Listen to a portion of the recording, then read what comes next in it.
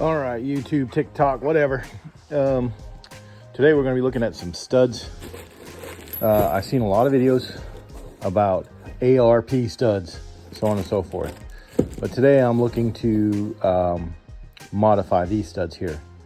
I ran into a problem last night when I was torquing my studs, my front studs, because I have these 1/2-inch wheel spacers right here. So we're going to see if these are going to be better because they're about a little bit longer, a little more thread on top of them. See, the ARP studs, the lowest I can find is $62 for 5 studs. I got all 10 of these studs, $50. They're this stud right here, 610, 615.1. And they're replacing the standard stud, which comes on a Challenger, which is only 1.5 inches long, and it's got this cutout here. The only difference I can see right now is that this is round all the way around, but I can do that with my grinder over there. See it? Yep. So I'm gonna do that to these. I actually paid $48 for all the studs, including the standard, this one, which I'm gonna cut right here. I'm gonna cut it and make it a cutting stud, and I'm gonna rethread my 2 lug nuts that are all jacked up inside, which are these right here. The anodized red 7 spline aluminum.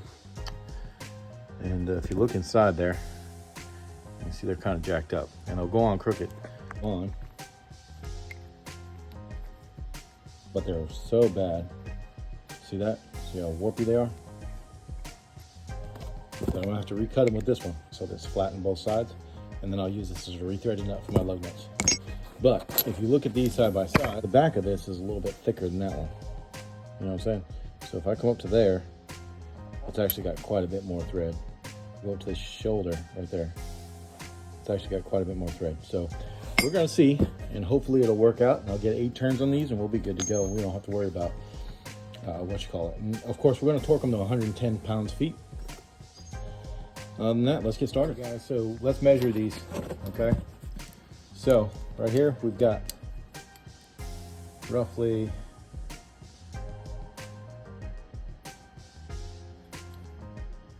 and this one is the same. The only thing different I can see on these is that this base is a little bit thicker right here than this base right here, and this cutout. But that cutout can be taken care of. And maybe these are a little bit longer on the inside, the splines. They're about 1/16 of an inch wider on this one than they are on this one. But I don't think that's gonna make too much of a difference. So we're gonna put these in. Let's see if we can do it.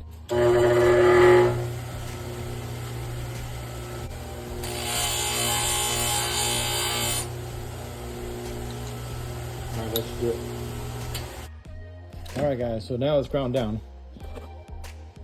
Let's see what they look like. There we go. All right, I just gotta do 10 more of those, and I'm not gonna bore you with that. But it's got the same cutout that the other one does. All right, it's a little crude, but it works. All right, so put the tarp over there, and let's get to work. 22 millimeter for your standard studs right there. You're gonna need a breaker bar. I need that. That's how Harbor Freight Pittsburgh. It's like $21. Just like my heat gun was $29. So, but I need a new heat gun. My heat gun burns through everything. So it's like an industrial 1950s heat gun. All right, so just want to show you that. I've got to clean up this garage. It's getting packed full of crap. I got parts laying everywhere. All in front of my toolbox, so I have to like zigzag all the way through to get to all my tools. All right, so I've already jacked up the car and braced underneath. So let's get these lugs up.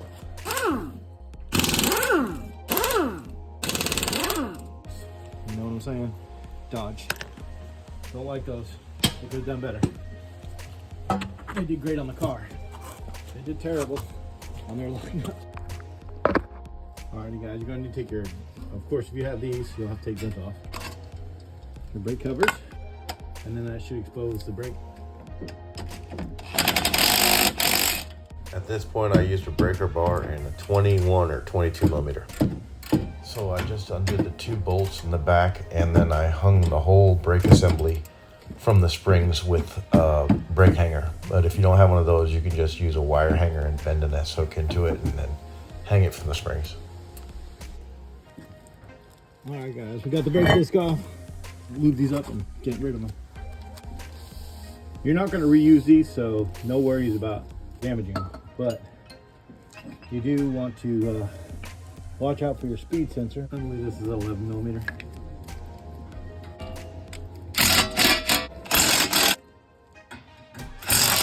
And here's the reason why the notch is cut in there. Because the notch has to go out from the hub. I don't know if you can see that or not.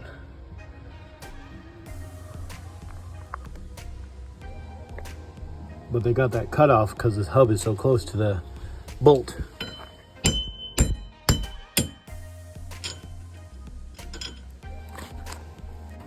All right, so let's try and see if this one's gonna fit in there.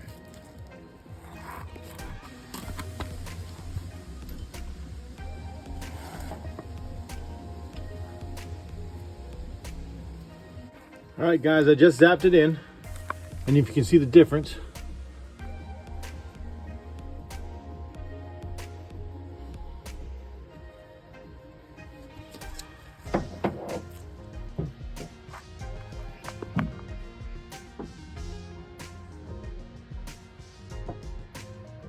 Sticks out just a little bit more. Let me see.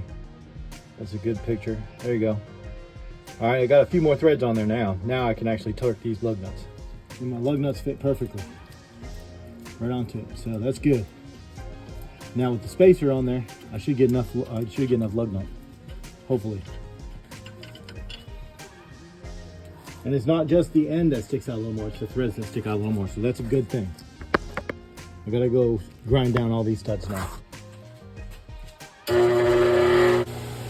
Make sure you're wearing your safety goggles.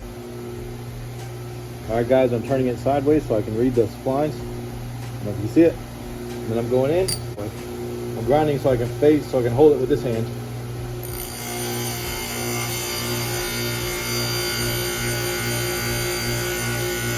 If you don't have a grinding wheel, just use get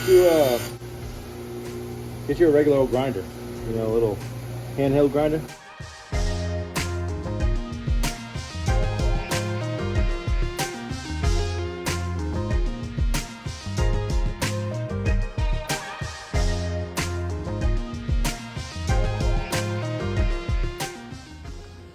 All right, guys, those are done. Now we're ready to pound the crap out of these. I've made them all nice and flat. All right, let's get moving. Enough talking.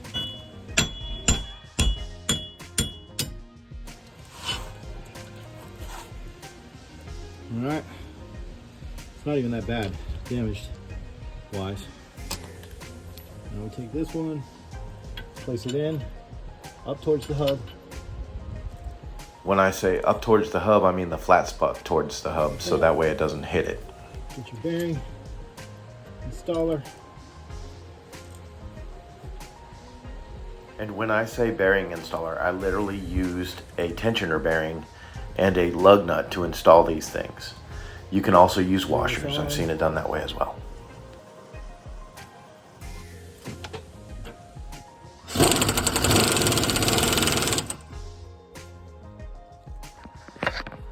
All right, so you just want to hold your finger on the back of it while you're trying to turn it in. Once you get the spline started, it should go all the way in.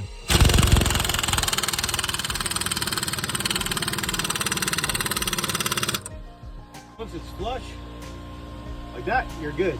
It's not hitting the hub. You see that? It's hard to the camera. All right, so it's coming around. Okay.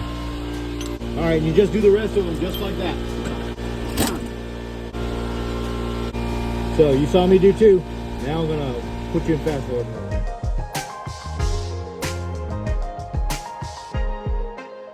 All right, guys, you just want to make sure that it's seated. All of them are seated all the way around, just like that. Okay? Because you don't want to have to tighten them. You probably have to tighten them up at 500 miles anyways, but you just want to make sure that they're all seated all the way around. All right.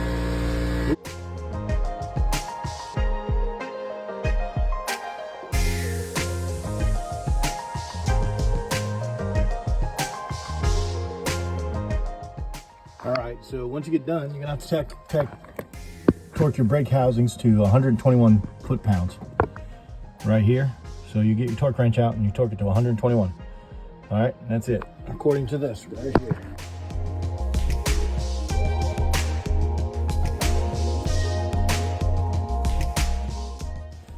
All right, guys, so my new wheels are coming back on.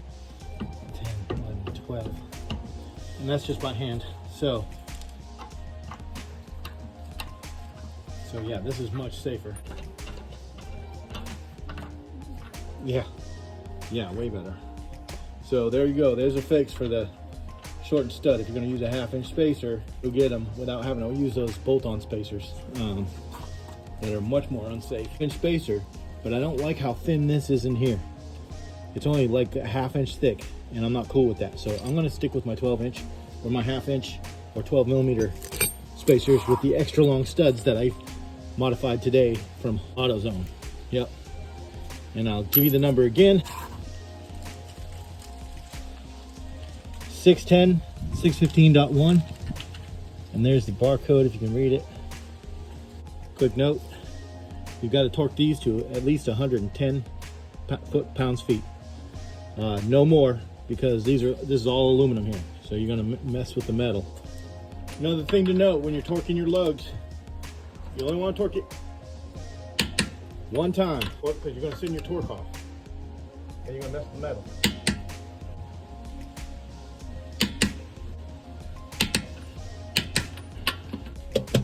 Let's hope we don't get any turning problems, because these wheels are sticking out just a little bit, but that's okay. Got good fitment. I know you guys don't like that big wide open space, but I do, because that means my wheels aren't hidden, and I think they look good like that. You know what I'm saying? I think it looks nice. All right, let's get to the other side. If you guys noticed that I scratched my lug nut by putting them back on and off so many times, I'm gonna show you how to fix that right now. All you gotta do is take a Sharpie like that and just kind of go over it. Comes back out nice and clean, because you're gonna mess these up just the way it is, scratches and nicks on them. But a Sharpie works great. All right, this is just another tip.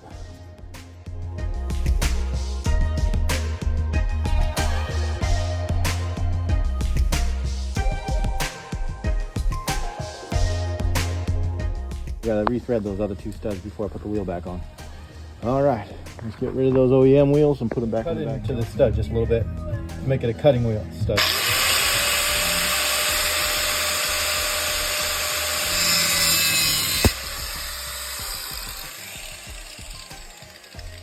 All right, just like that. I cut into it just like that, so it can cut the threads as it goes in. This is stronger than this aluminum right here, so as I go down, I'm going to hammer it back into shape, and we're going to put it back on. Let me go get my rubber mallet. I'm going to use a rubber mallet to do it.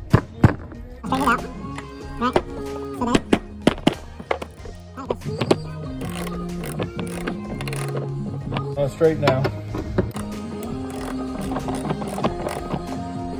It looks like it's cut the thread straight again. It's looking good in there.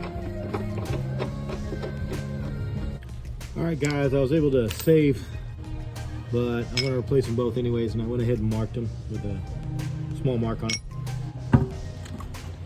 So for the front tires, I've got 285 30 20s. The reason I'm having to use spacers, speaking of which, is because I bought the wrong offset. So don't make that mistake. I love the wheels, I don't like the offset, so I have to use a 1/2 inch spacer to keep it off the arm there. And it barely clears. I'm talking about 1/16 of an inch. But you can see the new stubs are protruding quite well inside those holes, and we've got plenty of stud to tie onto. So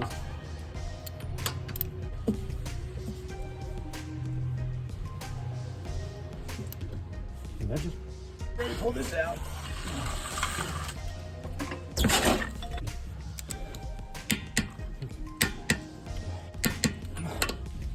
Okay, we're good. All done. All right. Tires are looking good. It looks like they're gonna clear the fenders. Good. Now those went straight on without spacers, but my front ones didn't. So, man, those look way nicer with those big tires on them. I had 245, 35, 20s, and they were really small, and they looked retarded. They looked like rubber bands. But these look a lot better. And we shall see. I think she's looking good, boys and girls. All you Chally girls. Yeah, she's looking good all the way around. Let me clean up my tools and get to driving it. All right, y'all. Thanks for watching. See you in the next one.